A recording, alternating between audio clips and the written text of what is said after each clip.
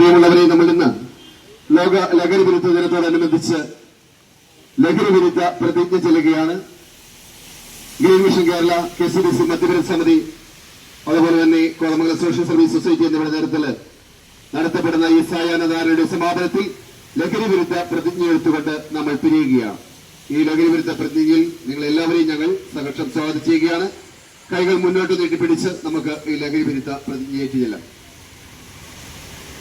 മയക്കുമരുന്ന്, മദ്യം, പുകയില, പാൻ മസാല തുടങ്ങിയ ലഹരി പദാർത്ഥങ്ങൾ വ്യക്തികളെയും കുടുംബങ്ങളെയും ആരോഗ്യപരമായും സാമ്പത്തികമായും സാമൂഹികമായും സാംസ്കാരികമായും നശിപ്പിക്കുന്ന സാമൂഹ്യ വിപത്താണ് എന്ന് ഞാൻ മനസ്സിലാക്കുന്നു.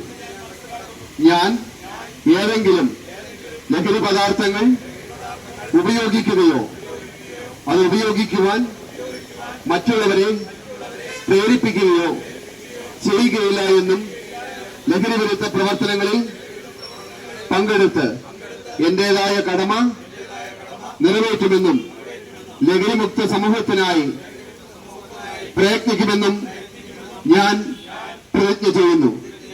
ജയ് ഹിന്ദ്.